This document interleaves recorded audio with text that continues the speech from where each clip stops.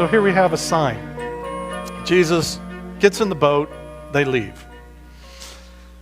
Now, mind you, we just fed 4,000, and the disciples realize that after they're put out to sea, they forgot the bread. Nobody got to Kroger? Picked up a couple loaves? No. He gets back in the boat, and as they go out on the boat, this is what I call learning from the boat experiences. Learning from the boat experiences. The first time that they're in the boat, they have the terror of the storm. Jesus is asleep in the hull, and the disciples, experienced fishermen, are terrified that they're about to die. And they wake up Jesus and say, don't you care that we perish? And Jesus gets up, rebukes the wind, speaks to the sea, boom, everything dies down, there's peace, there's calm.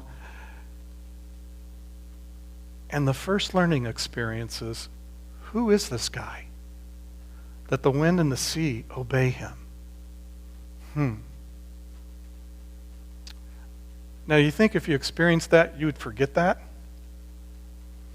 Yeah, evidently so. Then the second boat story that we have, the learning experiences on the boat we just went over, as Jesus sent them out. I believe it's after the feeding of the 5,000. He goes up and he prays, and then he walks on the water, on the waves, and they see him and they think it's a ghost. And he was going to go by, but he comes in, and they are freaked out. Okay? He can speak and have authority over the waves and the wind. Now he walks physically upon the water and they're just amazed. Who is this guy? Who is this guy? So now we're here at the third one. The third one, it's all about, we don't have any bread. And Jesus is dealing with them about arguing about leaven, about bread. And so we see this third scene, once again, Jesus, in the first one, he says, where's your faith? The second one, he says, are your hearts so hard? Hardened heart. The third one, he says, you got hard hearts, you got blind eyes, and you're dull of hearing. They get the trifecta on the third one. So it seems to imply that the feeding of the 5,000, then there's a boat story. Feeding of the 4,000, there's a boat story. And there's something that is related to these miracles of supernatural provision and being in the boat alone with Jesus and them being in a panic over something. So it says,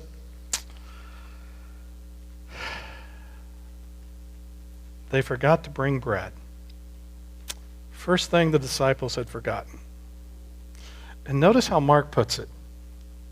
They forgot to bring bread except for the one loaf they had with them in the boat. They forgot to bring bread except for the one loaf that was with them in the boat. What is Mark saying here? I believe he's saying that they forgot to bring any loaves of bread, but they had the bread of life with them in the boat. They had the one loaf, and that's Jesus. It's like, okay, note to self. Every time I think I have inadequate resources, I'm in a situation where I feel totally inadequate in the situation, I got to remember I've got Jesus, who's never inadequate. He always is adequate. And so it's like, okay, they have the one loaf. And so they're quarreling among themselves. Yeah, Philip, I told you to bring the bread. Well, no. Thomas, where's the bread? Judas? Yeah, who knows what Judas was doing. Here we go. Jesus then speaks to them. He says, be careful, Jesus warned them. watch out for the yeast of the Pharisees and that of Herod. Some translations have leaven, others say yeast. Usually when we think of leaven, we think of something that has a negative connotation, that it comes in and it permeates, but it has a decaying factor to it that kind of makes it spoiled or runs the risk of not being healthy for you to eat. And so as we look at this, it's like, okay, what is he saying? In a nutshell, I believe what he's talking about is he's talking about be aware of the religious nonsense and the yeast of Herod, the political nonsense.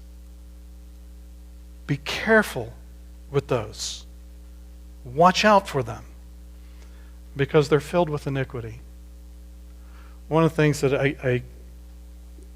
I learned that religious evil is just as evil as diabolical evil. You know, we seem to have these ways of kind of seeing certain behaviors as good, kind of neutral, or kind of really bad.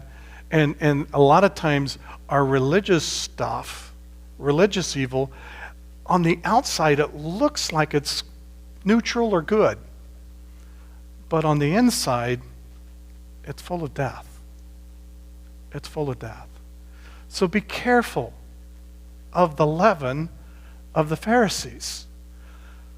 The leaven of Herod. In both instances, I think what he's saying is you've got to be careful about this kind of behavior. But the yeast of the Pharisees and of Herod has to do with the inability to believe when you see it right in front of you. They both saw the miracles that Jesus did. They both saw and witnessed the power and the authority that he spoke not as the scribes and Pharisees. He spoke with authority. They saw that, they heard that, even with all the evidence that was visible, that was auditory, that was experiential, they still refused to believe. So he's saying, beware of that kind of yeast.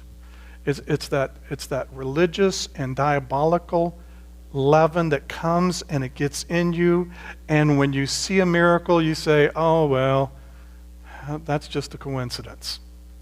Or you hear truth and you think, yeah, that's true for them, but that's not true for me.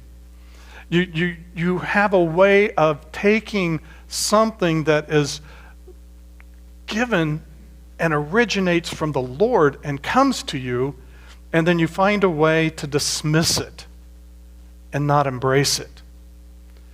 The religious and the political.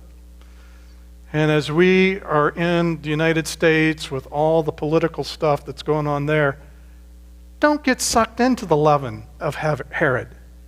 There is so many things that, religiously we get sucked into and politically we can get sucked into. But may it be said that the church never gets sucked into the religious, political agenda of the world. We have the bread of life. And it's not based on a political party. And it's not based on religious duty and behavior.